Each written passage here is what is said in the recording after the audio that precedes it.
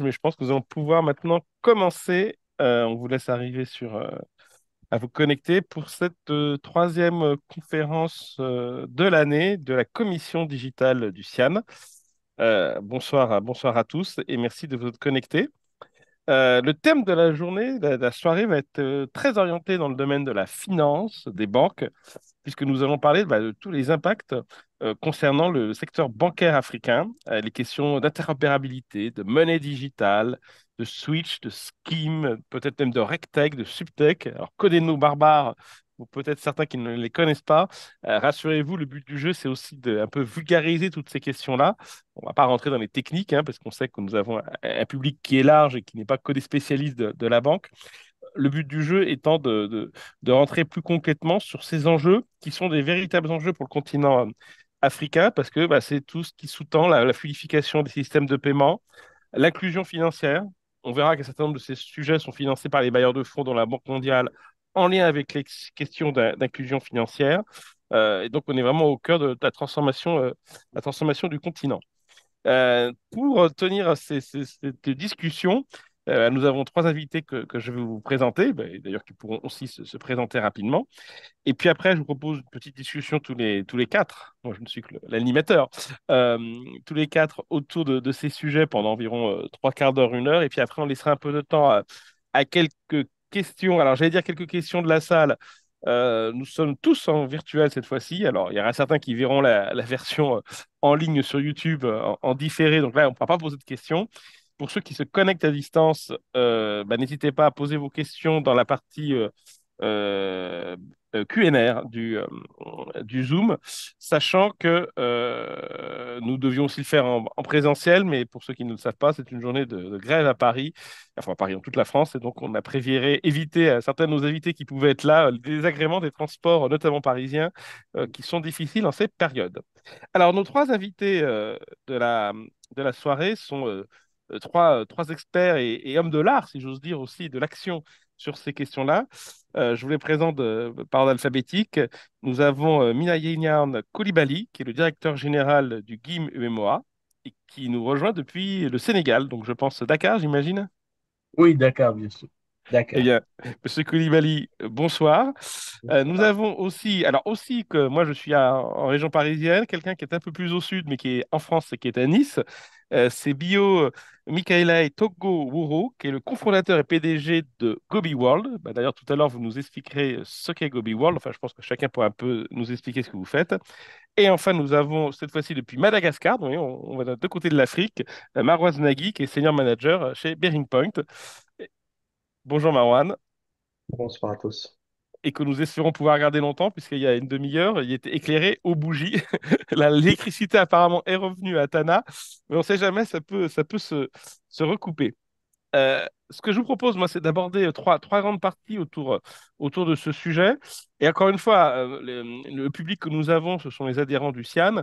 Donc, il y a dedans quelques banquiers, c'est vrai, mais quand j'ai vu la liste de la cinquantaine d'inscrits, il y a aussi des gens dans d'autres domaines. Il y a des gens qui sont dans le numérique, il y a des gens d'Orange, par exemple, mais d'autres qui sont dans d'autres secteurs. Donc, mon petit point, c'est qu'on peut aller assez loin dans les analyses, mais dans votre vocabulaire et manière de parler, je vous remercierais de ne pas rentrer dans des mots techniques sans les expliquer, parce que sinon nous risquerons de perdre quelques-uns des membres de notre auditoire. Encore une fois, le but de ces conversations et de ces conférences du CIAN, c'est tout en étant sur des sujets précis et professionnels, et bien permettre à l'ensemble des gens, y compris ceux qui ne sont pas dans le secteur, de pouvoir comprendre tous les enjeux inhérents à ces problématiques. Moi, je vous propose de faire un petit échange tous les quatre sur trois thèmes. Tout d'abord, les mutations structurelles du secteur bancaire africain, parce que peut-être que tout le monde ne se rend pas compte, mais il se passe beaucoup de choses depuis quelques années, voire quelques mois et quelques années dans ce secteur. Ensuite, de faire un focus sur tout ce qui est monnaie digitale et les modèles un peu hybrides. Euh, Depuis 15 ans, on parle du paiement mobile, mais c'est qu'une partie des éléments associés à cette transformation. Et puis une troisième partie sur les aspects régulation, conformité et compétitivité associée, parce que ce sont aussi des enjeux importants. Et quand on parle d'inclusion financière, l'un des enjeux, c'est pas faire de transformer l'Afrique en un nouveau Far West. Au contraire, c'est de faire des choses de manière la plus rigoureuse possible. Alors peut-être dans un premier temps, pour revenir sur la partie un peu de dresser un portrait de ces mutations structurelles, Monsieur Koulibaly, donc directeur général du GIM UEMOA. Alors peut-être présenter quand même ce qu'est le GIM UEMOA, parce que tout le monde ne connaît peut-être pas. Et puis après, je voudrais vous demander un peu votre vision à vous de quels ont été les principaux progrès de ces dernières années et quels ont été vos défis à relever, notamment sur le sujet de l'interopérabilité.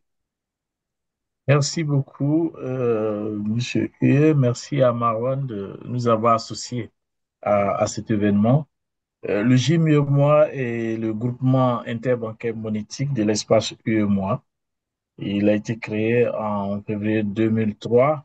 Donc, nous avons 22 ans aujourd'hui et ses missions sont telles que prévues par les États, donc les 8 pays de l'UEMOA et encadrées par la BCAO, porte essentiellement sur la promotion des systèmes et moyens de paiement électroniques. C'est aussi d'être un opérateur d'interopérabilité, mais c'est surtout d'être le schéma de paiement, donc l'entité en charge de définir le cadre normatif de tout ce qui concerne le paiement et la monétique en général. Et pour réaliser ce travail en 22 ans, nous avons encadré, défini tous les aspects normatifs autour de la carte bancaire. Nous ne l'avons pas fait sur tous les instruments de paiement émis dans la région, bon, qui ne le sont pas le mobile money pour nous n'est pas un instrument de paiement au sens monétique du terme, mais ça ne serait tardé. Nous allons régulariser tous ces aspects. Et comme je l'ai dit, nous sommes en charge de l'interopérabilité aussi, parce que si nous définissons les cadres normatifs, cela induit l'interopérabilité. Mais nous avons surtout une troisième mission qui est de définir une troisième activité qui est d'identifier les infrastructures nécessaires pour faciliter l'adoption par tous les acteurs de ces moyens de paiement, de pouvoir émettre ces moyens de paiement. Donc, nous sommes processeurs avec un positionnement particulier qui est celui d'être le mutualisateur de ces infrastructures, permettre à toutes les banques d'émettre des cartes bancaires, permettre à toutes les banques d'émettre des wallets, ainsi de suite. Voilà. Voilà un peu brièvement présenté le JMIEMOI. Et quels ont été pour vous les principaux défis à relever quand il s'agit de mettre en place cette interopérabilité des moyens de paiement? Comme je l'ai dit, l'interopérabilité doit être induite par le cadre normatif. Et j'avoue que nous l'avons bien réussi pour la carte parce que la carte est déjà très standardisée. Donc, nous l'avons juste eu à adapter le contexte, le cadre standard international au contexte de l'UEMOA. Mais nous avons eu beaucoup plus de mal pour le mobile. Et c'est ce que nous essayons de rattraper. Donc, c'était un défi majeur parce que pour le faire, il faut pouvoir très vite anticiper sur les tendances et ensuite définir ce cadre normatif. C'est pas évident. Et ensuite induire l'interopérabilité. On ne l'a pas fait, ce qui fait qu'aujourd'hui l'interopérabilité est fragmentée dans la région. Vous avez l'interopérabilité par carte qui est pilotée par le GIM, l'interopérabilité autour des autres moyens de paiement comme le chèque, le virement, l'effet de commerce qui est piloté par la Banque centrale qui s'appelle SICA UEMOA. Et il y a l'interopérabilité mobile qui est piloté aussi par la Banque centrale. Donc, ça fait finalement trois interopérabilités, dont deux pilotées par la Banque centrale, complètement disjointes des autres interopérabilités. On aboutit alors, dans l'UEMOA, à une interopérabilité fragmentée. Mm. Et un autre point important à relever, qui est un défi, c'est que cette interopérabilité, ces différentes interopérabilités ne sont pas comparables. Ne respectent pas les trois volets que le FMI appelle de son vœu, qui est dans une note parue en juin dernier. Le FMI a clairement statué que l'interopérabilité, pour être efficace sur la digitalisation des économies, doit avoir trois volets: la compatibilité technique, la compatibilité sémantique et la compatibilité commerciale. C'est exactement ce que fait UPI en Inde. C'est-à-dire, vous avez un Mm. compte fourni par un acteur A, vous êtes capable de vous adresser à tous les autres acteurs qui sont là. Et le tarif est le même pour tous. Aujourd'hui, dans l'UEMOA, on a trois interopérabilités Mm. avec des comptes séparés, Mm. avec des règles commerciales, des modèles économiques différents. Voilà la situation de l'interopérabilité. Et toutes ces interopérabilités ne sont pas régies par le schéma de paiement. Donc, certaines ont été créées ex nihilo. Voilà, on va dire ça comme ça. alors que ça doit être la conséquence de la définition d'un cadre normatif. Donc, c'est un défi pour le gym de rattraper ces situations pour que finalement tout l'écosystème revienne dans l'ordre normal des choses. Tout à fait. Et puis avec cet enjeu aussi de vitesse, parce que c'est quand même un environnement qui bouge Qui assez va très rapidement. vite, très vite. Donc, c'est un enjeu de gouvernance. Être agile, c'est comment faire pour que la gouvernance du gym soit sanctuarisée et qu'elle ne soit pas calquée sur celle de la Banque centrale, qui n'est pas, à qui on ne peut pas demander d'être agile. Oui, tout à fait. Voilà. Merci beaucoup pour ce premier témoignage. Monsieur Toko Oro, vous êtes le fondateur de Gobi World. Alors, avant ma première question, peut-être, qu'est-ce que c'est que Gobi World? D'accord, merci beaucoup, Monsieur Huet. Donc, merci de nous donner l'opportunité d'être dans voilà, dans ce comité. Alors, Gobi World, en deux mots, c'est en gros une société fondée par des spécialistes de la tech, donc, dont vient de mon tech, qui développe du coup des solutions fintech pour accompagner les acteurs financiers à être plus agiles. Voilà, je vais dire ça comme ça. Donc, l'idée pour nous, c'est voilà, d'apporter une agilité, l'agilité startup dans l'écosystème, dans la mise en place de solutions d'interopérabilité notamment, de paiement et autres, euh, pour que les acteurs, notamment le gym ou des acteurs bancaires directs ou d'autres acteurs, même les banques centrales, puissent s'appuyer voilà, sur sur des outils technologiques, on va dire, qui répondent aux problématiques qui sont développées dans le cadre de la problématique du continent et qui répondent voilà, justement à la mise en place de ces interopérabilités. Donc, pour résumer, nous sommes une société technique qui faisons de la fintech. Donc, Donc, beaucoup plus tech que fine. beaucoup c'est que, mais quelque part, vous allez aider Monsieur Koulibaly à réaliser ses objectifs d'interopérabilité, si j'ai bien compris. Exactement, exactement. Donc, nous, aujourd'hui, c'est ça. Nous, on travaille sur, voilà, sur les infrastructures, sur les solutions, sur les outils. On met de l'IA, s'il faut de la blockchain. Voilà. On va chercher la bonne technologie pour aider M. Koulibaly ou aider les banques ou aider les opérateurs mobile money ou aider les microfinances à pouvoir aller proposer de nouveaux services, à être réactifs. Très bien. Et alors, vous, comment avez-vous vu les évolutions des derniers, alors, peut-être même pas des dernières années, des derniers mois, notamment en termes de nouveaux comportements financiers des consommateurs, que ce soit d'ailleurs en grand public ou entreprise? Quelle est un peu votre perception Ouais. d'évolution récente du marché? D'accord. Alors, la perception, bon, je vais pas, avant de parler des derniers mois, je vais parler de façon générale, donc la spécificité un peu de l'Afrique, hein, parce que Mm, généralement, quand on parle de l'Afrique, on utilise toujours le mot mobile money. mm, Ce qu'on ne fait pas, je sais pas, je pense que quand je parle généralement à quelqu'un qui est européen, quand je dis mobile money, je suis obligé d'expliquer ce que c'est.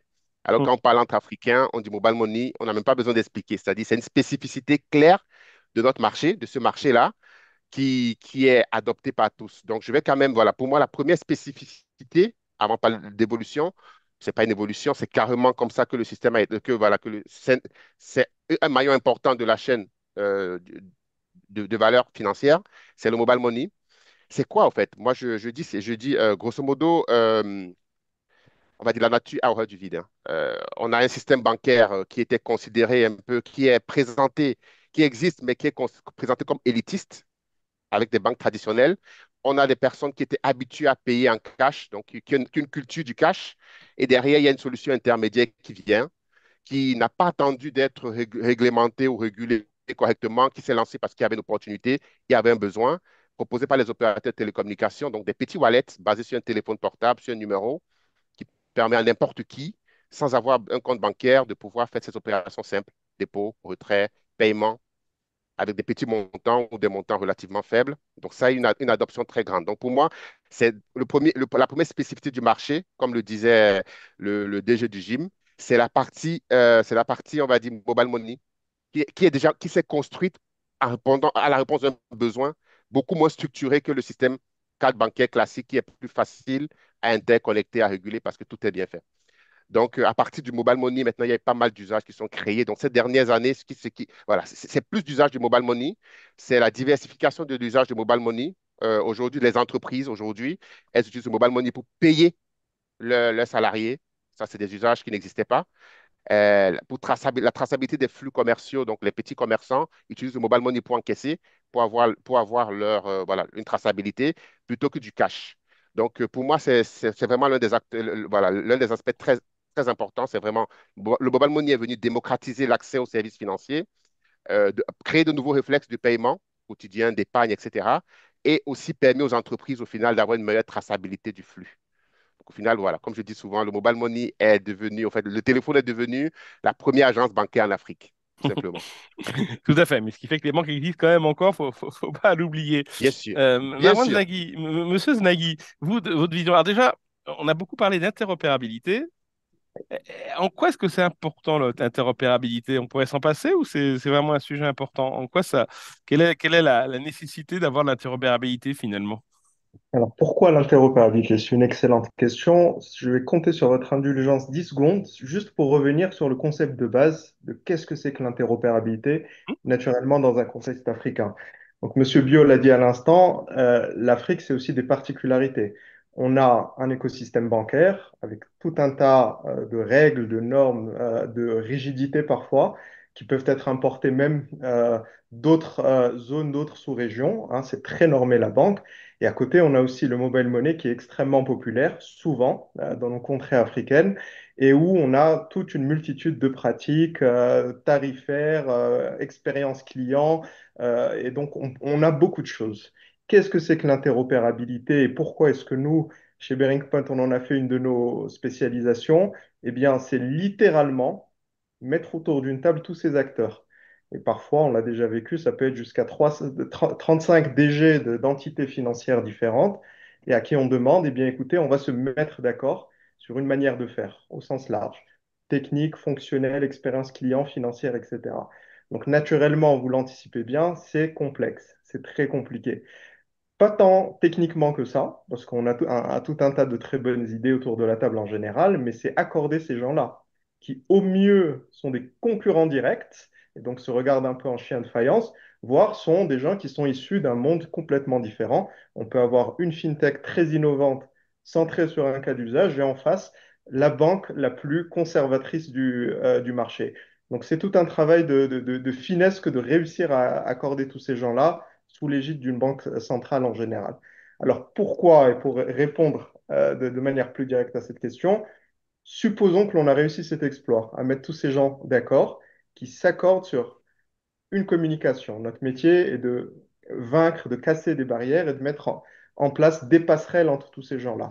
Eh bien, cela n'a d'intérêt que dès lors que c'est répercuté vers le client final. Et c'est là qu'on parle d'inclusion financière. En d'autres termes, une interopérabilité réussie est une interopérabilité qui se traduit par un coût de transaction qui baisse, puisque justement, on est là aussi pour forcer l'écosystème à comprendre une évolution du marché qui est inéluctable.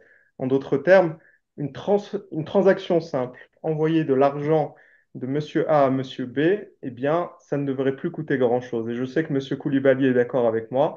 C'est quelque chose, c'est un business model qu'il faut abolir. Aujourd'hui, les acteurs financiers sont obligés de se réinventer, d'aller chercher les cas d'usage un peu plus complexes qui répondent à d'autres besoins un peu plus fins et qui forcément sont plus rémunérateurs. Et c'est ça ce que l'on recherche à travers l'interopérabilité, baisser le coût de la transaction, en particulier pour nos concitoyens qui sont les plus démunis, les plus fragiles d'un point de vue financier.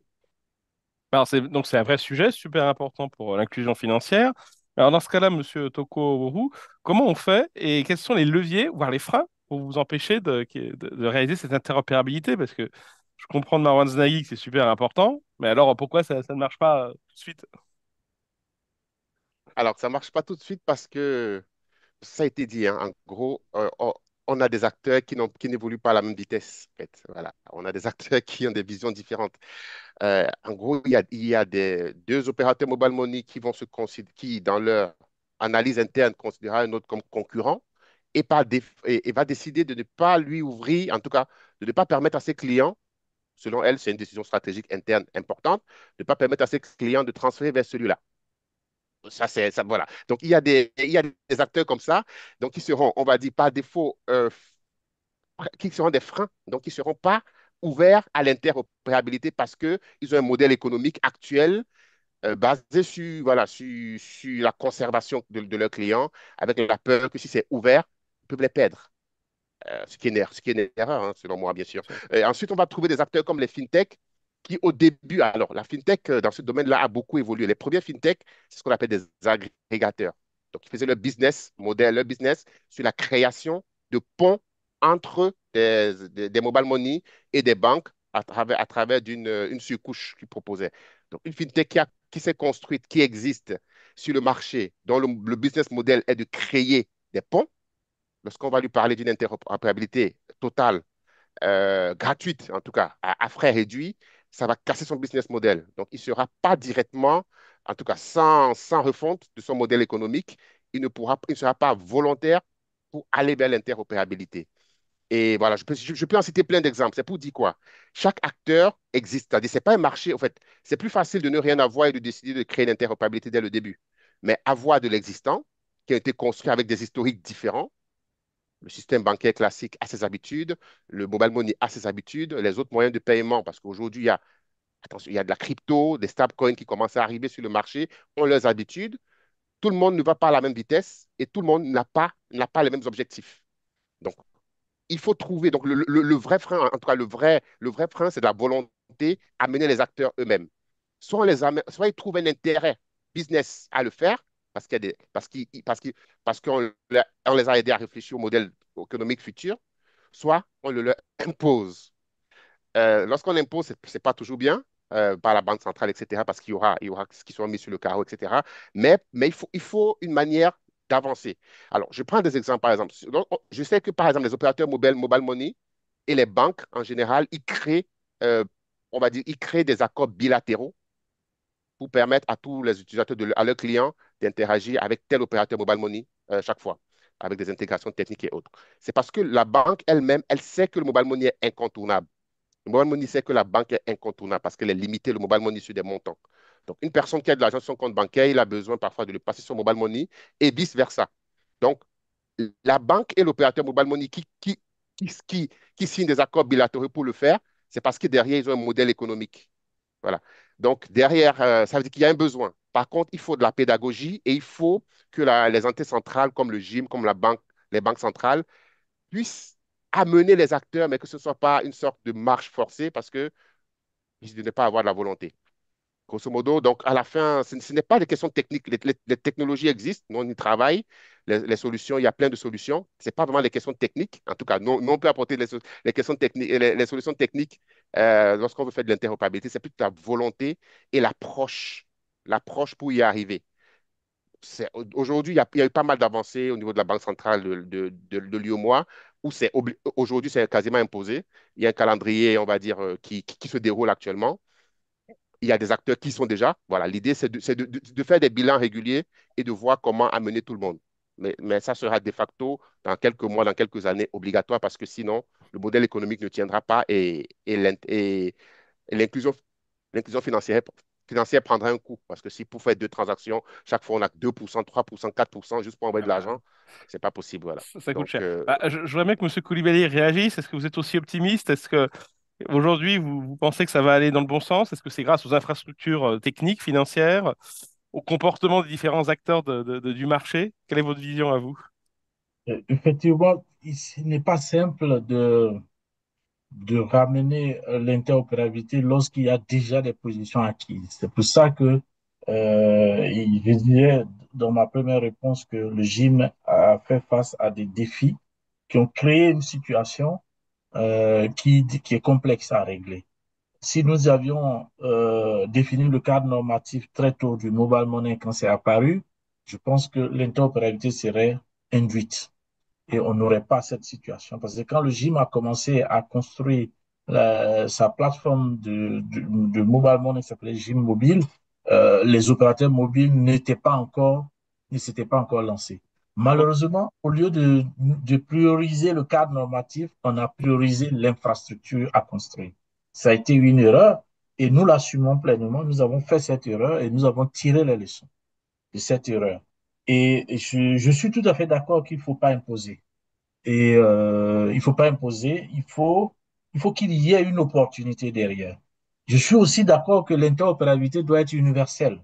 J'entends par là que le volet commercial doit être incitatif. Universel, ça veut dire accessible à tous et disponible en tout lieu, sur le territoire, bien sûr. Donc, de ce fait, l'interopérabilité doit être quasi gratuite. Mais pour ça, il faut un modèle économique adéquat, un modèle économique dans lequel il y a des infrastructures, où il y a des services qui peuvent subventionner cela. Il ne faudrait pas que ce soit des subventions qui viennent d'un État ou d'un organisme public. Il faut que le modèle économique soit fait de telle sorte que l'interopérabilité soit le service facial gratuit, mais derrière, qu'il y ait d'autres services à valeur ajoutée qui permettent de financer cette gratuité. Et c'est ce que nous avons, fort des loupés que nous avons eus, nous avons développé le modèle pour pouvoir avoir une interopérabilité dans l'UEMOA qui tienne la route, qui soit gratuite, mais sans pour autant que l'argent sorte de la poche des institutions ou finalement, in fine, du consommateur. Et cette interopérabilité était censée d'abord procéder à la consolidation. Il fallait consolider les différentes plateformes qui sont fragmentées aujourd'hui. Donc, la carte, les chèques, les virements, les effets de commerce et le mobile. Tout ceci devait être consolidé au niveau du GIM pour qu'il n'y ait qu'une seule entité qui gère l'interopérabilité.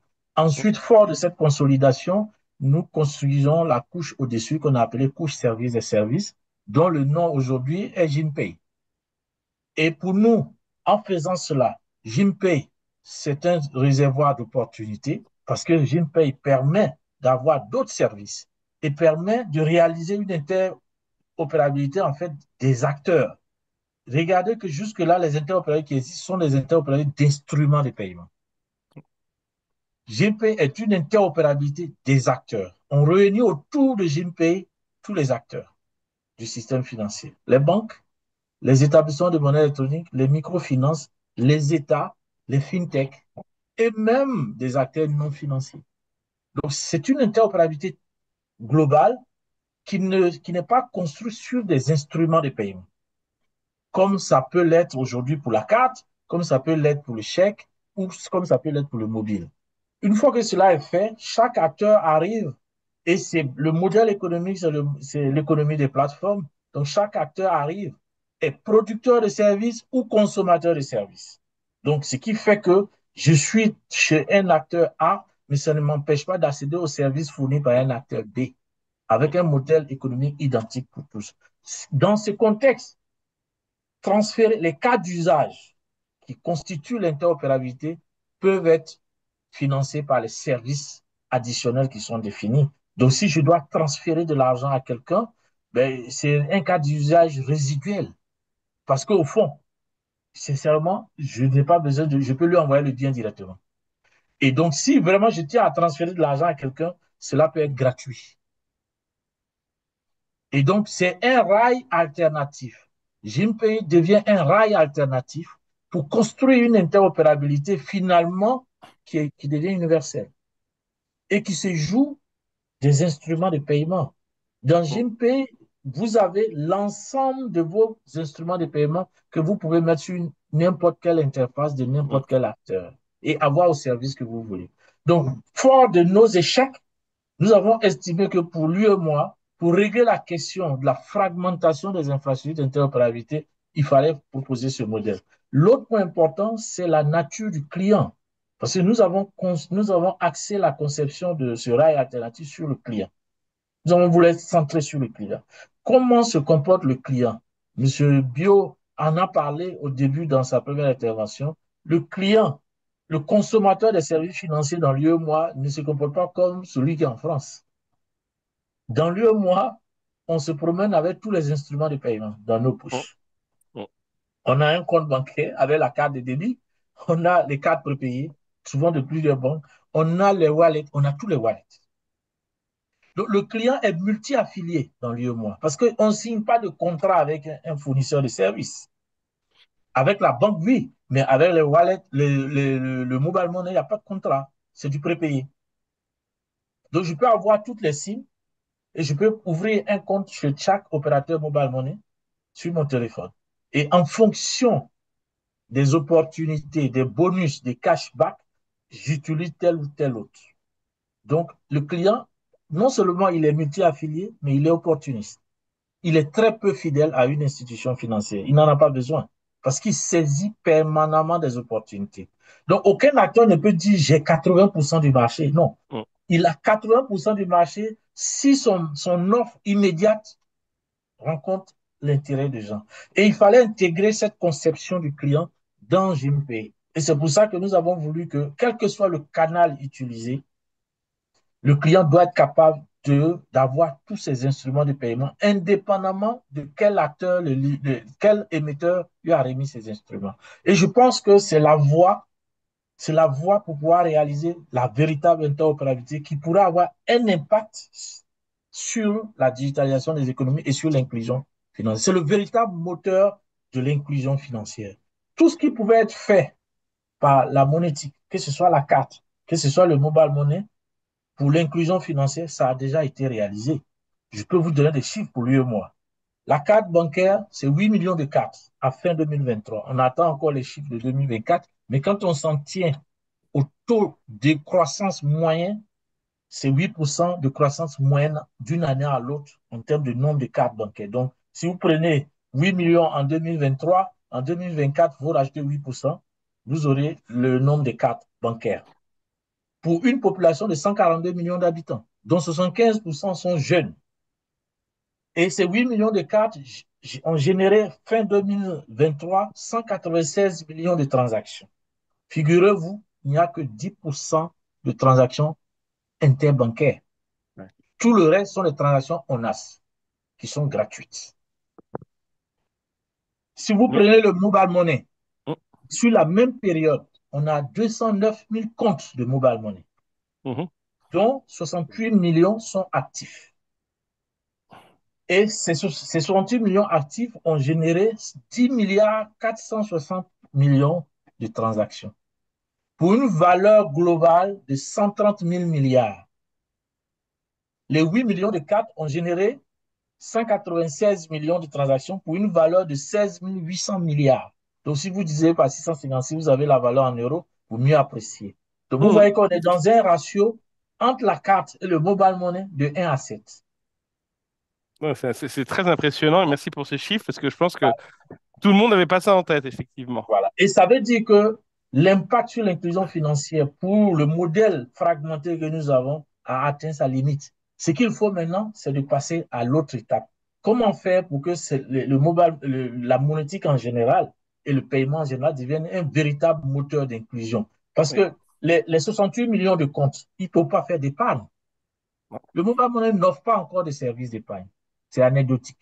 Il ne peut pas se donner un scoring, c'est-à-dire un historique qui permette d'avoir du crédit après. Et quels sont les cas d'usage les plus usités? Les cas d'usage les plus usités dans le mobile money, c'est le retrait, le dépôt et le Mhm. transfert. Le paiement vient en, je sais pas, c'est sixième ou dixième position, parce que le paiement reste encore anecdotique.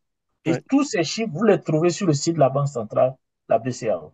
Non, mais c'est vrai Le qu'on tableau, voilà. on parle beaucoup de mobile payment, mais en fait, effectivement, ce n'est pas C'est l'usage pas, numéro un. On est tout voilà. à fait d'accord. En tout Donc, cas, je pense que pour que le mobile money puisse vraiment agir sur l'inclusion financière, il faut, il faut passer à une autre étape. Et cette étape, c'est ce que le GIM a construit, c'est le rail alternatif, qui est à l'image de Pix au Brésil et de UPI en Inde. Et ce n'est que dans ces conditions. Et ce n'est pas obligatoire, à l'inverse de Pix et de UPI qui sont obligatoires. GIMPay n'est pas obligatoire. On veut que les contributeurs à GIMPay trouvent que c'est une opportunité économique d'y aller.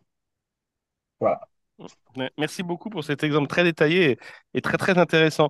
Monsieur Znagui, vous qui êtes un expert mondial du sujet, quels sont les bons enseignements, les bons exemples, les cas pratiques que vous pourriez évoquer? Alors, en Afrique, vous allez me dire Jimpet, ou en dehors de l'Afrique, quels sont pour vous les bons enseignements ou les bonnes références dans ces domaines? Vous me flattez déjà, merci. Euh, je vais retenir un seul enseignement très macro. On en parlait tout à l'heure, ça a été évoqué par M. Koulibaly. Aujourd'hui, le plus dur, c'est de mettre en place cette interopérabilité. convaincre ces acteurs, et quand je parle d'acteurs, c'est les décideurs dans les institutions financières, à se mettre autour d'une table et à communiquer, à tout mettre à plat. Or, c'est très difficile, c'est fragmenté, ça marche souvent moyennement, sauf parfois quand la Banque centrale tape vraiment fort sur la table. Et les ressorts de ces difficultés sont très intéressants, ils sont largement psychologiques, c'est naturel.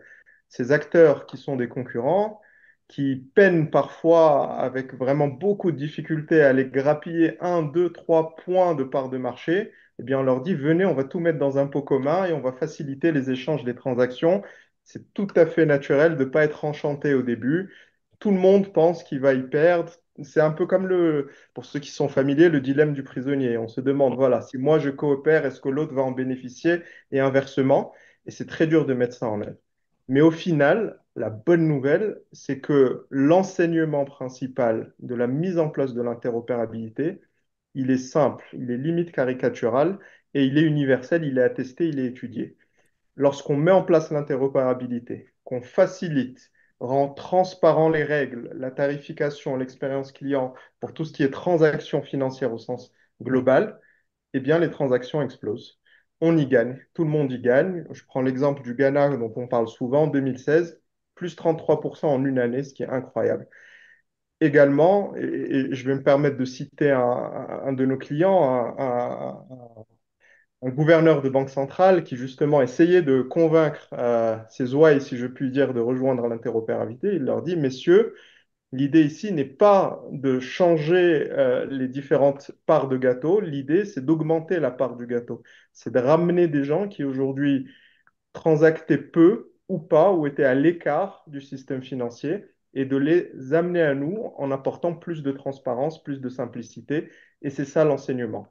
L'interopérabilité bénéficie à tout le monde, et ça, c'est globalement attesté et indiscutable. Pour faire une histoire d'ancien combattant des télécoms, il y a 25 ans ou 26 ans, les plus anciens s'en souviennent peut-être, mais les SMS, y compris en Europe, hein, dans le monde entier, n'étaient pas interopérables. Quand vous envoyez un SMS, il fallait que ça soit du même opérateur au même opérateur, ce qui est hallucinant parce qu'il fallait donc savoir si celui qui recevait le SMS était chez le même opérateur télécom que vous. Et puis en 99-2000 a été décidée l'interopérabilité des SMS, donc c'est quand même au niveau très simple. Et ben ce jour-là, dans tous les pays du monde, en Europe, en Afrique aussi, où ça démarrait, et en Asie, c'était des 1000% de croissance par an. C'était totalement hallucinant. Donc, j'aime beaucoup l'anecdote du gâteau et c'est tout à fait ça. Je voudrais maintenant qu'on fasse un focus sur un des sujets dont on a déjà parlé il y a un an ou deux, Océane, mais qui est un vrai sujet toujours d'actualité, même s'il est débattu, ne serait-ce que par certaines décisions américaines, autour des monnaies électroniques de banque centrale, les fameuses CBDC. Est-ce que c'est quelque chose aujourd'hui, et puis je dirais même tous les nouveaux modèles un peu hybrides hein, qui sont en train de se développer, mais je prends l'exemple des CBDC, vous pouvez en rajouter d'autres. Est-ce que c'est des choses qui sont en train voilà, d'émerger, d'exploser le système, et comment ça peut s'intégrer dans tout ce qui est en train d'être bâti, parce que on le disait avec M. Koulibaly notamment, bah, ça va assez vite, et dès qu'une nouvelle technologie ou un nouvel usage aussi se développe, bah, ça devient tout de suite compliqué. Pour commencer, Monsieur Toko Oworu, vous en tant que fintech, donc plus tech que fin, j'ai bien compris, mais comment est-ce que vous vous préparez à l'arrivée de ce nouveau modèle hybride? J'ai donné l'exemple des CBDC, des monnaies électroniques de banque centrale, il y en a bien sûr d'autres, hein, vous en avez évoqué tout à l'heure. Est-ce que vous dites à chaque fois c'est une complexité nouvelle pour votre activité, ou au contraire, ça ne fait que renforcer l'intérêt d'y aller? D'accord, merci beaucoup. Alors, par rapport à cette question, moi, je dirais, alors je vais répondre et après, alors, c'est une opportunité, déjà. On va dire que c'est D'accord. des opportunités. Voilà. Nous, dans notre construction, on va dire, de notre partie tech, c'est donc, en gros, une fintech doit être la plus agile possible parce que dans tout l'écosystème, c'est la fintech. Si la fintech n'est pas celle qui apporte, propose l'intégration facile des nouvelles solutions aux acteurs qui sont un peu plus rigides, je pense qu'elle n'a rien à faire dans ce secteur. Ça va tellement vite et la fintech doit être celle qui est la plus agile. Donc, dans sa construction même technique, dans son architecture, en tout cas dans l'architecture de notre solution, de notre socle de solution qu'on appelle Gobi Core, tout est modulaire. Quand je dis tout est modulaire, c'est que finalement une CBDC n'est qu'un module qui vient se rajouter à un système avec des entrées et des sorties qui rentrent voilà, qui proposera une nouvelle brique et sera automatiquement disponible. Donc, nous, on se construit en se disant, ça va tellement vite, ça bouge Mm. tellement. Au début, c'était les wallets des opérateurs. Après, il y a des wallets des banques. Là, il y a les banques centrales qui commencent à faire des wallets. Il y a des crypto-monnaies qui arrivent. Il y a un ensemble d'éléments que la fintech, pour moi, c'est le rôle de la fintech. Ce sera beaucoup plus facile. En tout cas, la fintech qui veut exister doit être en avance, en amont voilà, de ces technologies-là. Donc, pour nous, aujourd'hui, c'est une opportunité parce que, on va dire, c'est ces évolutions qui nous donnent notre raison d'être. Très concrètement, si on travaille avec le gym et on leur propose des solutions, on travaille avec des banques, on leur propose des solutions, et demain, on vient leur dire, voilà, on a un nouveau module qui permet d'intégrer le INERA, par exemple, ou la Mm. future monnaie électronique de la Banque centrale, et automatiquement, c'est pris en compte. C'est ça qui fait que nous, on aura une pierre à apporter dans l'édifice. Ensuite, le gym et autres vont l'utiliser, voilà, vont le vulgariser, et ça deviendra une technologie maîtrisée. Donc, pour la fintech, c'est une opportunité. C'est toutes ces monnaies électroniques voilà, on a une veille permanente. On a une conception totalement modulaire voilà, pour pouvoir être agile. Si je reviens sur les chiffres un peu de M. Koulibaly, je ne vais pas tous les reprendre, mais tout en fait, il y a encore une grosse part de cash. Tout ce qu'on mesure, avec des chiffres astronomiques, avec la banque, les cartes bancaires, le mobile money, il y a encore une grosse partie de cash, Bien sûr. qu'on ne mesure pas. Voilà. Moi, par exemple, on a un service, voilà, au Bénin, par exemple, on permet à des commerçants de pouvoir acheter des produits au Nigeria directement. Attention, quand on parle d'interopérabilité, souvent on parle uniquement de notre zone économique, Mm. l'UEMOA, par exemple, la CEMAC, mais il faut une interopérabilité interzone. Par exemple, dans la zone UEMOA, une fois qu'on a l'interopérabilité, et qu'on a les clientèles, on a le marché comme le Nigeria qui est un gros marché, qui est un fournisseur totalement d'une bonne partie du flux commercial au Bénin, au Cameroun. Il faut pouvoir être interopérable aussi avec le Nigeria, avec le Ghana, avec le Kenya, ainsi de suite. Donc, c'est un peu graduel l'interopérabilité. Et nous, justement, voilà, c'est aussi notre raison d'être, comme je disais, nous, on propose, au fait, tous ces modèles d'interopérabilité locale et un peu plus haut niveau. Je finis en disant, en fait, je parlais du cash. Lorsque j'ai commencé à discuter, en gros, on a commencé à proposer la solution d'interopérabilité entre le Bénin et le Nigeria pour permettre tout simplement à des commerçants, des petits commerçants, hein, ce n'est pas des grands, de pouvoir acheter leurs produits au Nigeria sans le cash, c'est là que je me suis rendu compte de l'importance encore du cash. C'est-à-dire le flux aujourd'hui qui passe juste sur cet accès-là. Donc, les commerçants béninois qui vont avec du cash au Nigeria tous les jours pour acheter des produits, tout simplement parce qu'il n'y a pas d'interopérabilité, on va dire. C'est énorme. Donc, ces monnaies digitales qui viennent seront un moyen de réduire encore l'effet du cash parce qu'on va passer du cash à une monnaie digitale et cette monnaie digitale sera émis par une banque centrale, donc par une autorité sûre. Ça va rassurer les personnes qui font du cash. Et nous, on sera là pour intégrer ça dans les solutions et les proposer à nos partenaires, au système financier, etc., pour finalement réduire, parce que je pense qu'on a le même combat, c'est de réduire, d'augmenter le gâteau en réduisant le gâteau du cash qui est encore très, très gros. Voilà, Oui, tout à fait. Puis le cash, effectivement, c'est beaucoup plus difficile à tracer combien de transactions. exact. Monsieur Koulibaly, donc côté du gym UMOA, donc l'arrivée de ces monnaies électroniques de banque centrale, comment vous les voyez, comment vous percevez ce changement, alors qu'il va prendre du temps, hein, on l'a bien vu, Oui. c'est pas immédiat, mais vous aujourd'hui, comment le percevez-vous? Mais nous pensons que les monnaies numériques de banque centrale ou les stablecoins vont forcément s'imposer. C'est une étape à atteindre, mais il faut absolument, avant d'y arriver, il faut construire les prérequis. Les prérequis, il faut qu'on ait les rails qu'il faut.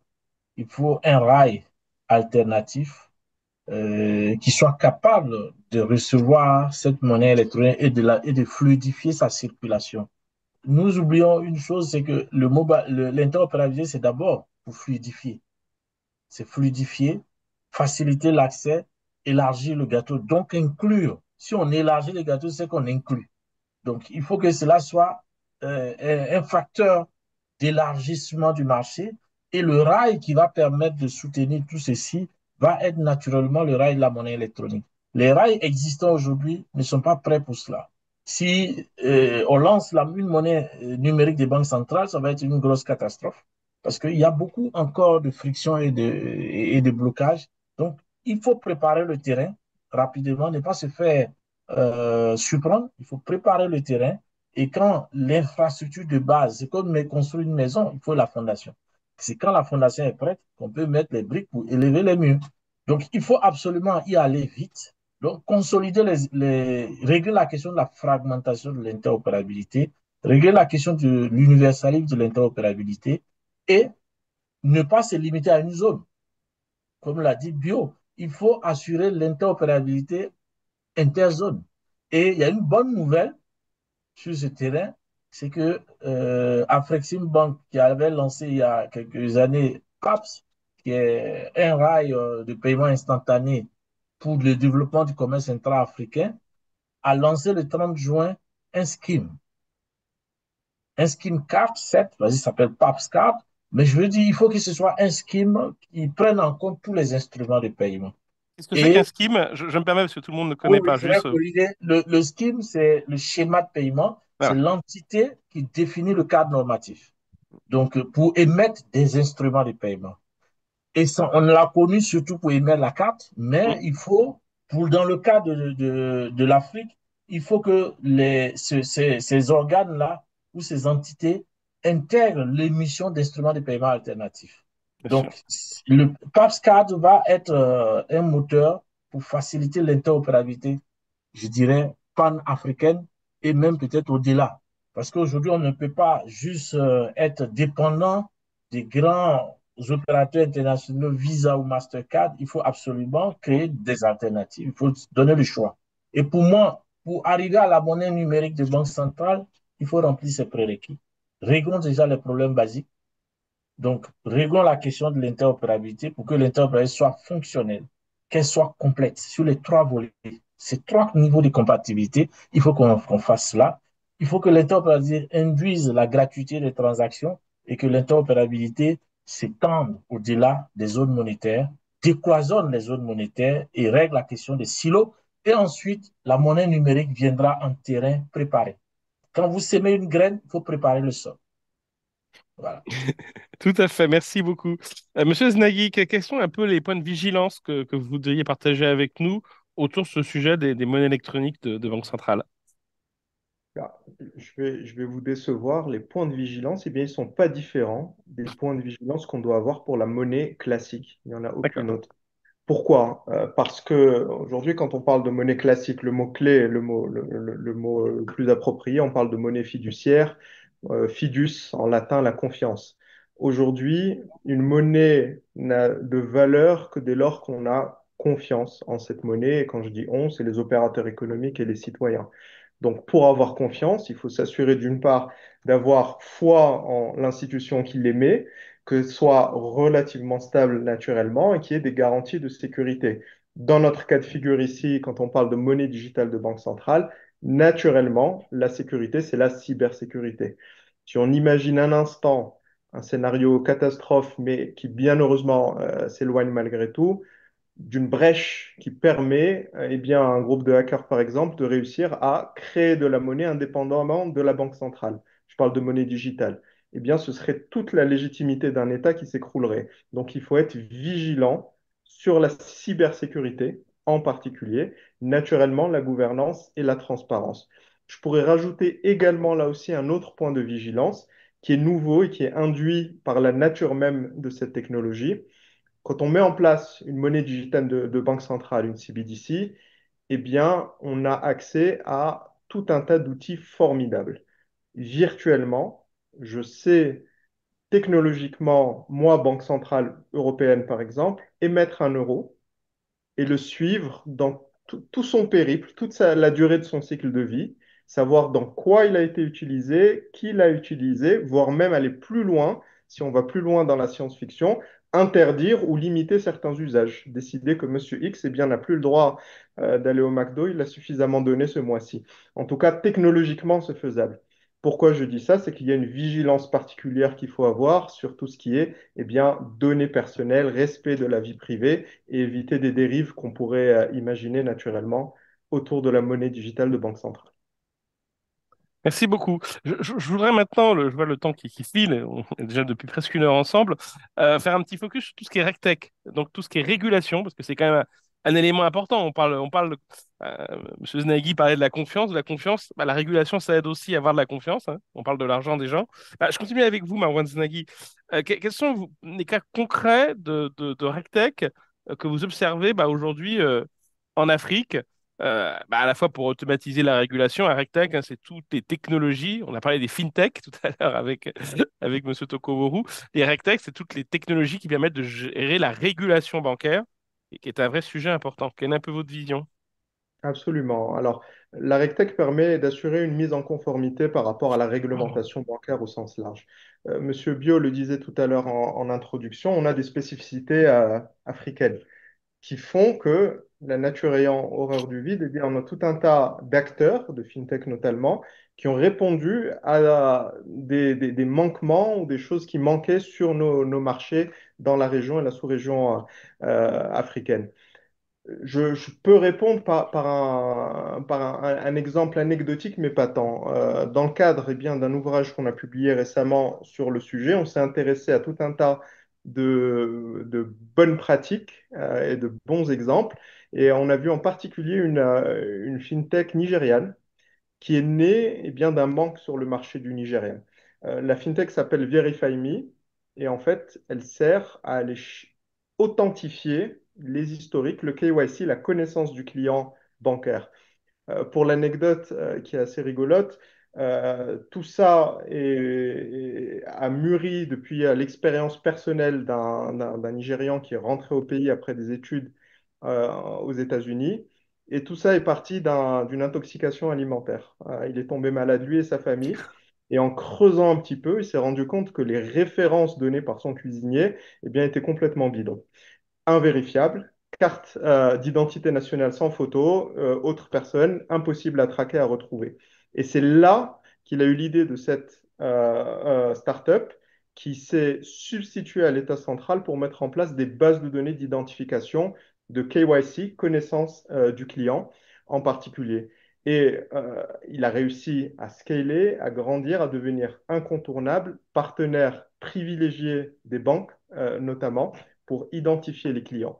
Je ne vais pas vous embêter avec tous les détails techniques et technologiques, mais aujourd'hui, en se basant sur des technologies comme la big data, comme l'IA et comme la biométrie, eh bien, elle a réussi à mettre en place quelque chose qui n'existait pas et qui est un partenaire privilégié pour mettre en conformité eh bien, les clients des institutions financières au Nigeria. Et c'est un exemple de réussite africo-africaine, si je puis dire, qui est assez intéressant. Mais alors dans ce cas-là, Monsieur Koulibaly, je pense que vous n'allez pas dire que vous êtes contre les RegTech et la régulation, mais comment on arrive à associer à la fois cette logique de régulation pour l'écosystème et quand même garder de l'innovation dans ce domaine-là? Ça va ensemble ou c'est contradictoire? Oui, ça va ensemble, ça va naturellement ensemble. C'est important d'assurer la conformité. Et je dis que pour moi, l'innovation, pour introduire une innovation dans une zone donnée, il faut commencer par définir le cadre normatif en lien avec cette innovation. Et quand on définit ce cadre normatif, on se donne les moyens d'assurer la conformité de ce qui suivra. Et la conformité, c'est d'abord la confiance, c'est générer la confiance. Et quand on parle de monnaie fiduciaire, et Marwan l'a dit, fiducie, ça veut dire confiance. C'est ça, on est dans un secteur, s'il n'y a pas la confiance, ce n'est pas bon. Et il ne faudrait pas que les fintech soient considérés comme les moutons noirs sur ce terrain. Il faut la confiance. Les RegTech ont toute leur place et les banques ont besoin des RegTech. Les institutions financières établies ont besoin des RegTech. C'est un domaine où je pense qu'il faut accompagner le mouvement pour que nos entités puissent développer toutes les technologies nécessaires pour faciliter la mise en conformité. Il faut aussi sensibiliser et je dirais associer à ce mouvement les commissions bancaires qui sont en charge de vérifier la conformité. Et je me rappelle d'un séminaire, en fait, des réunions annuelles du club des dirigeants africains à Tunis il y a 2 ou 3 ans. C'était un sujet majeur. Et je pense que la RegTech va pousser les acteurs financiers à travailler ensemble, à mutualiser. Et nous, Jim, qui sommes nés en partie pour mutualiser les infrastructures, je pense que c'est une aubaine pour nous et nous considérons cela comme une très grande opportunité. Et donc, dans la conception de GimePay, nous avons prévu cela, cette évolution. Déjà, nous avons intégré quelques infrastructures qui sont en général proposées par les RegTech. C'est tout ce qui est eKYC. Mm. Nous avons proposé une infrastructure de eKYC, mais en parallèle, nous avons introduit un projet de normalisation du eKYC auprès Mm. du CONOBAFI, qui est le comité de normalisation bancaire et financière, pour normaliser le eKYC et que le eKYC soit reconnu par, par la commission bancaire quand elle vient vérifier. Ça va très loin. Le digital ID, pareil, on ne peut pas digitaliser sans digitaliser l'ID, Exactement. l'identité. Et donc là aussi, la règle pour nous, c'est demain. Il faut le faire et les équipes de GinePay travaillent activement à mettre en place les premiers cas d'usage de cette régulation automatisée. C'est la conformité automatisée et Conformité continue. automatisée. Tout à Voilà. fait. Et on en a besoin parce que nous avons beaucoup de pays qui sont sur liste grise, liste noire. C'est au prix de cela que nous allons pouvoir améliorer la transparence. Et ça a un coût. La mise en conformité coûte très cher aujourd'hui parce qu'elle est manuelle. Elle Oui. coûte très cher aux banques. Vous savez, un conseil d'administration d'une banque dans l'UEMOA, c'est 80% consacré à la conformité. Voilà. Donc, Mm. la RegTech, c'est extrêmement important. Il n'y a rien à redire. C'est la grande opportunité. Voilà. Et je Et dis ça, toujours aux FinTech d'arrêter de jouer les agrégateurs parce que ça n'apporte pas grand-chose. Ça ne fait que créer de la superposition des marges et qui s'attaque à ces vrais problèmes. ah bah ça me fait une très bonne transition. Merci beaucoup avec Monsieur Toko Oboru. Justement, alors, donc vous là, les rectex, c'est une contrainte, c'est un frein ou au contraire, c'est une C'est nouvelle un bon, opportunité. c'est une très bonne. C'est une bonne transition d'ailleurs. Merci, Monsieur Koulibaly. Alors moi, je vais couper la RegTech en deux parties, la règle et la tech. Je vais commencer d'abord comme ça. Alors, la règle, donc la réglementation et la conformité, etc. Je vais répondre de façon crue. Vu d'un point de vue d'une fintech, c'est généralement des freins. Je m'explique. C'est des contraintes supplémentaires. Voilà, la fintech a besoin d'être très agile. Elle doit bouger et souvent, c'est la régulation qui la bloque. Je prends le simple, voilà, on va dire ce qui se passe aujourd'hui dans le monde, pas la Banque centrale de l'UEMOA, la BCAO, c'est que toutes les fintechs doivent avoir des agréments d'établissement de paiement. Donc, considérez une fintech qui s'est installée depuis 3 ans ou même 4 ans, qui, comme on l'a tous dit, la nature a horreur du vide, qui a vu une opportunité sur l'agrégation, donc qui a permis, de façon très concrète, en créant une surcouche d'agrégation, à des acteurs, à des petits, à des commerçants de pouvoir encaisser, quelle que soit la plateforme, et de pouvoir, en gros, de créer une mini-interopérabilité. Et il y a elles ont une clientèle qui traite aujourd'hui des milliards de flux par jour, carrément, hein, c'est vraiment le besoin hier. Donc, cette fintech, elle se retrouve du jour au lendemain, c'est arrivé au Sénégal, où il faudrait dorénavant être réglementé. Il faut avoir un agrément de la BCAO. La BCAO, d'habitude, elle gère les banques. Là, elle commence à gérer les fintechs. Les fintechs ont l'habitude d'aller plus vite. La BCAO va à son rythme. Et que, voilà. Du coup, la fintech se trouve dans un processus de 6 mois sans réponse. Bon. Le délai arrive. Il n'y a pas de retour. Et elle se retrouve du jour au lendemain à dire qu'elle doit couper son activité jusqu'à ce qu'elle soit réglementée, jusqu'à ce qu'elle obtienne ça. Ça, vu comme ça, bon, chaque jour, déjà, c'est une perte économique énorme parce que c'est des milliards de transactions. Mhm. C'est des marchands, c'est des clients finaux qui utilisaient cette solution, cette d'agrégation, mais pour un besoin précis qui se trouve du jour au lendemain coupé. En fait, c'est un impact énorme, le simple fait qu'une semaine, 2 semaines, la fintech soit obligée de s'arrêter.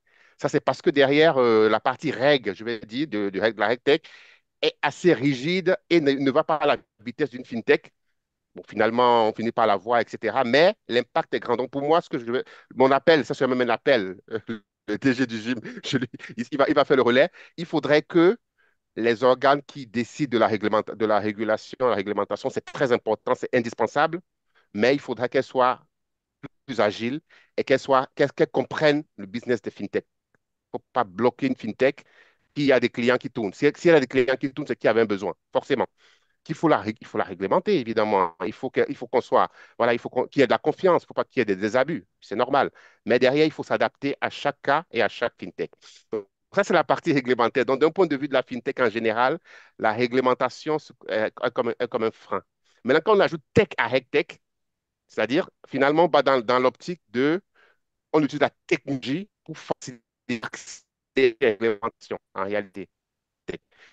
Déjà, un truc, honnêtement, moi, j'ai réduit où je pas voir, de voir quelle réglementation il me faut. Est-ce que c'est un établissement de paiement? Est-ce que c'est ci? Est-ce ça? Donc, déjà, il y a des règles qui permettent, à partir de certaines descriptions, avec l'IA et tout, spécifier déjà clairement, vous êtes dans tel besoin de transaction. Il y a une information importante que je t'ai obligé de la banque centrale, etc. Donc, la RegTech apporte au fait une appropriation de la régulation. La RegTech apporte aujourd'hui, on prend par exemple le cas de, on va dire, on dit KYC, donc tous les mécanismes d'identification de clients qui sont obligatoires, les conformités AML, etc. La technologie existe, mais aujourd'hui, si on prend une technologie lambda, une technologie par exemple, moi j'ai un cas concret, quand j'utilise une technologie connue avec de l'IA pour, on va dire, des visages africains, voilà, la détection fait beaucoup d'erreurs. Donc, ça a été entraîné sur des modèles plutôt européens. Donc, ça ne marche pas. Donc, il y a une adaptation de ces besoins, de ces solutions dans le marché africain et c'est le rôle des RegTech. Donc, les RegTech en elles-mêmes, c'est une opportunité qui permet au fait d'accélérer l'adoption de la régulation. Sans elles, je pense qu'on perdrait plus de temps. Il en faut plus. Et nous, on a été obligés, on est une fintech, mais on est obligé de développer nous-mêmes certains outils, un peu parce qu'on n'a pas trouvé ce qui fait la solution. On n'a pas trouvé exactement ce qu'il faut, ou bien c'est adapté dans tel pays, mais pas dans tel autre pays. Donc, parfois, on est obligé de développer nous-mêmes des outils technologiques pour la partie réglementaire, déjà pour nos propres besoins, et après, on envisage, voilà, si c'est universel, de pouvoir les vendre aussi. Donc, grosso modo, la RegTech, c'est une opportunité pour faire adopter la réglementation qui est de plus en plus complexe, et c'est tant mieux, je veux dire. Merci pour cette réponse complète et qui montre effectivement que il y a aussi un enjeu de temporalité qu'on évoquait en début de réunion. J'avais amené, parce que donc M. Zenaghi l'a dit, vous avez fait une étude sur RegTech et SubTech en Afrique. Je devais l'amener au siège du CIAN en physique.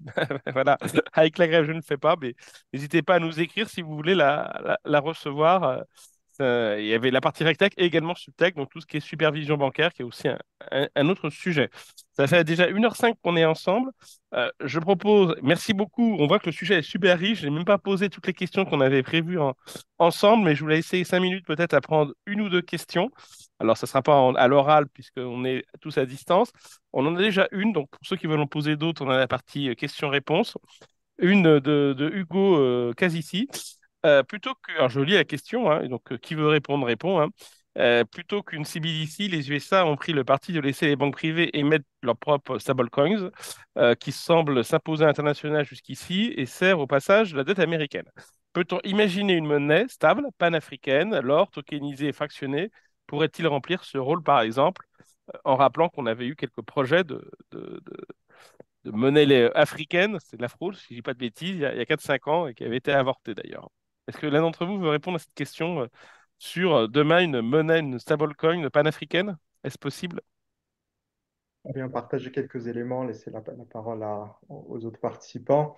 J'ai envie de dire, j'étais déjà d'accord avec la question dès lors qu'il y avait le terme panafricain. Alors, c'est peut-être un biais personnel, mais naturellement, je pense que le futur du continent, eh bien, il passe par réussir à s'accorder.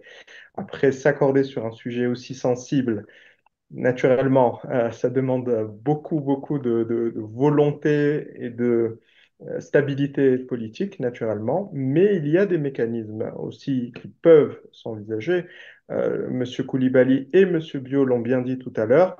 Eh bien, des CBDC ont aussi vocation à communiquer entre elles. C'est-à-dire qu'on peut commencer au niveau d'un pays, faire sa preuve, et ensuite créer des corridors qui sont très efficients, très simples entre les différentes CBDC.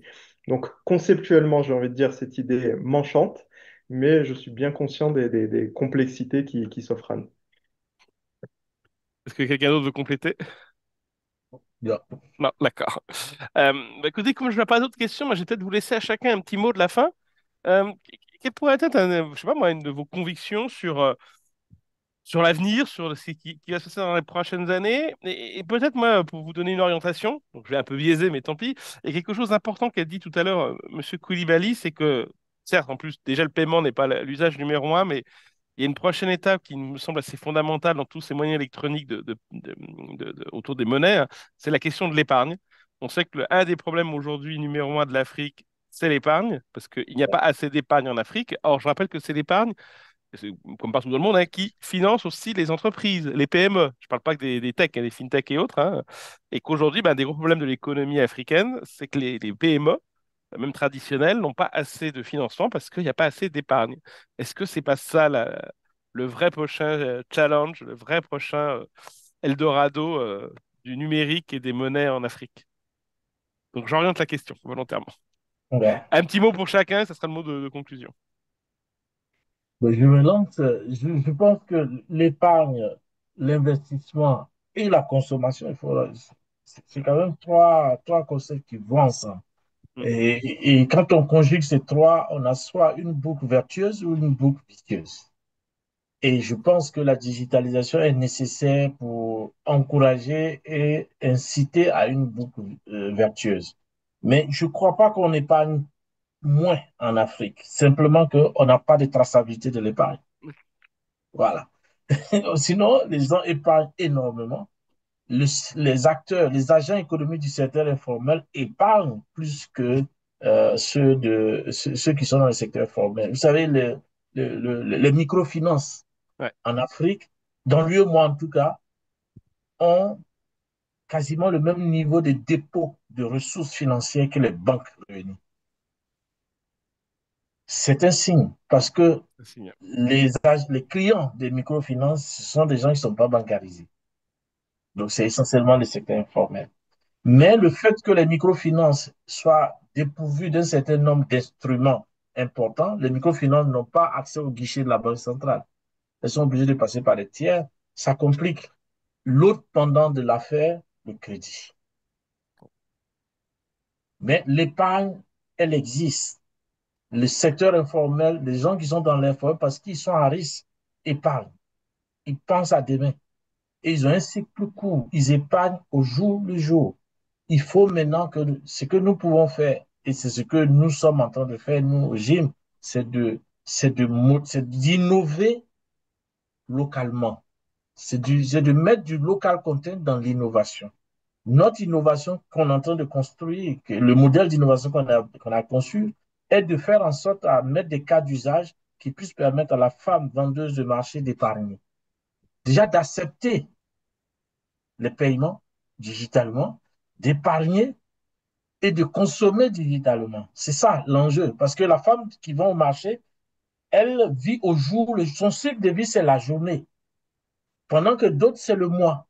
Mm. D'autres, c'est, dans les pays anglais, c'est la semaine. Mais elle, c'est la journée. Ça, Donc, elle, de ce qu'elle a encaissé dans sa vente, elle enlève de quoi se nourrir, nourrir ses enfants, se soigner. Elle enlève aussi pour épargner. Et elle reprend le capital pour acheter les produits à revendre demain.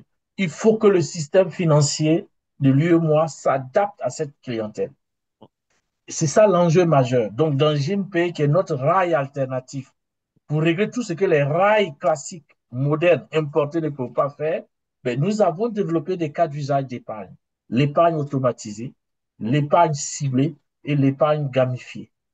Et nous avons créé la possibilité que n'importe quel consommateur puisse ouvrir un compte titre et que les gens puissent épargner soit sur leur compte d'épargne créé dans n'importe quelle institution financière ou directement sur leur compte titre. Et qu'il y ait du retail investment pour que les gens puissent investir. Parce que quand l'investissement augmente, ben, ça veut dire qu'il y a une demande, donc il y a une forte consommation.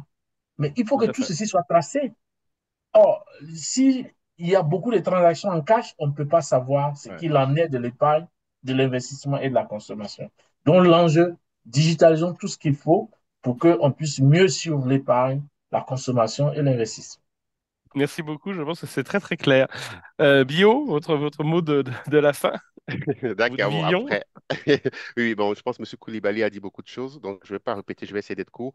Donc, alors, déjà, alors, les, donc, je reprends toujours ce que M. Koulibaly a dit. C'est de changer de modèle, de passer d'un modèle de transaction fees à un modèle de service. Donc, l'épargne commence à être un service. Les prêts, tout ça, ça commence à être des services. Donc, nous, dans notre position, nous travaillons, nous proposons justement des outils de scoring adaptés à des microfinances, adaptés à des mobile money, donc à des petits, on va dire, à des petits commerçants pour lequel on a un minimum d'historique de transactions pour faciliter justement la compréhension voilà, de cette personne-là, de ce petit commerçant-là, pour qu'une microfinance puisse lui faire du crédit, par exemple, pour que un mobile money puisse lui faire du crédit. Donc, c'est pas le circuit habituel. Et ce que je voulais aussi rajouter, c'est que nous, par exemple, comme je disais, quand on a commencé à travailler avec les commerçants, on s'est rendu compte qu'il y a une bonne partie qui est cash.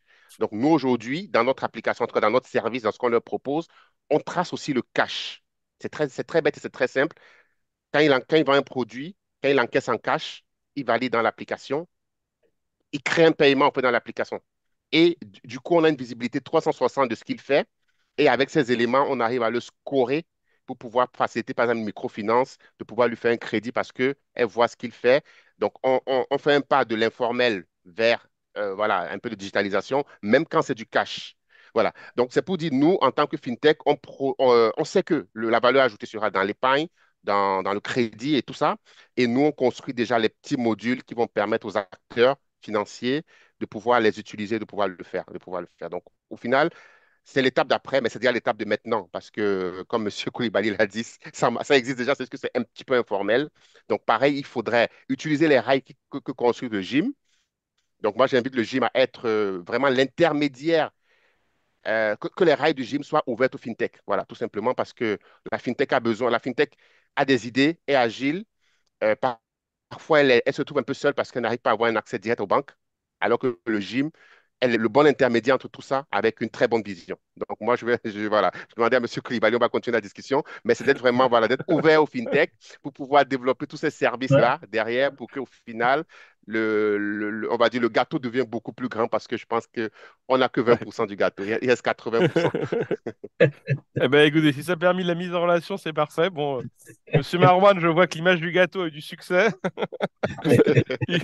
Un On autre peut mot de mettre la un fin, peut-être toujours dans le domaine culinaire. très court et vraiment dans la ligne directe de ce qui a été partagé par Monsieur Koulibaly, Monsieur Tokoworo. J'aimerais finir sur une note d'afro-optimisme, si je puis dire. Aujourd'hui, au quotidien, et on intervient dans tout un tas de pays du continent africain sur ces problématiques de paiement. Les exemples sur la fintech pour mobiliser l'épargne, etc., sont très parlants. Aujourd'hui, eh bien, il y a un foisonnement d'idées, d'interrogations, d'innovations qui vient du continent, qui est aujourd'hui pas mal à la pointe sur ces sujets-là. Et je pense qu'il y a tout un tas de bonnes idées et un rattrapage sur les sujets des paiements, de l'équipement, de l'inclusion financière qui va venir du continent et qu'on va voir de manière très claire sur les années à venir. Et ça, on en est ravis. Eh bien, merci à tous les trois. Débat très riche, ça s'est passé super vite. On voit qu'il y a beaucoup de sujets. Merci aussi d'avoir été très clair, parce que c'est un peu technique pour certaines personnes, et Ouais. vous avez fait en sorte que ça soit clair. Il y avait une question du Cian qui vient de se rajouter, mais je pense que c'est un objet d'une prochaine conférence qu'on pourra faire en 2026 sur le numérique pour lever les impôts. On sait que ça se fait, Ouais, commence à se ouais, développer, c'est ouais. vrai. C'est un très bon sujet. Je vais le noter pour une prochaine conférence. Et en tout Mhm. cas, au niveau de la commission digitale, on se retrouvera le 27 novembre pour la dernière conférence de l'année qui traitera des infrastructures numériques, cette fois-ci. En tout cas, Bio, Monsieur Koulibaly, Monsieur Znagui, merci beaucoup à tous les trois pour votre clarté et la précision de vos réponses. Et excellente soirée à tous. Et on est content d'avoir vu que l'électricité a tenu à Tana jusqu'au bout. Bonsoir Merci à tous. beaucoup. Merci à Merci. vous et bonne Merci. soirée. Au revoir. Merci. Au revoir.